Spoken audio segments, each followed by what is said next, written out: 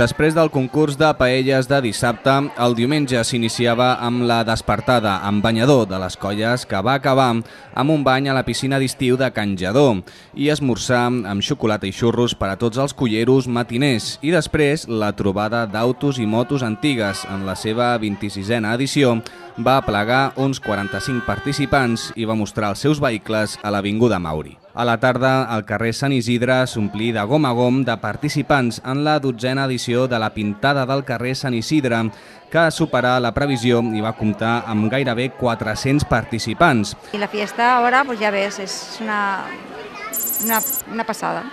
Ya del año pasado ya eran 360 niños los que se presentaron y este año pues iremos de 400 y pico. Los vecinos estamos todos por la labor, nos cuesta trabajo, pero el ayuntamiento también pone lo suyo. Ahora, que yo soy pesada también, que yo no se crea que yo me lo trabajo. Estic pintant aquestes rajoles perquè m'agrada molt.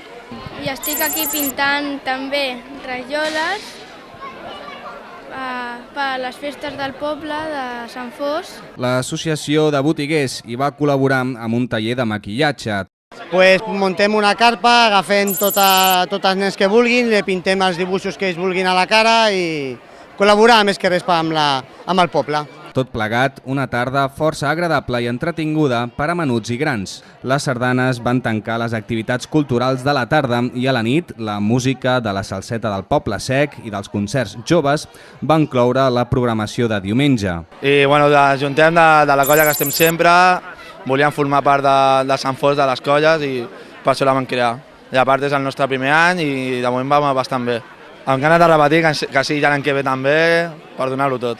Ara acabem de fer un dinar de germanor, hem fet proves, ara començarem aquí la pintada, que també és una prova. Ahir també vam fer concurs a la paella, proves per la tarda, i ja demà farem la cloenda, acompanyant els gegants i sabrem la conya guanyadora d'aquest any.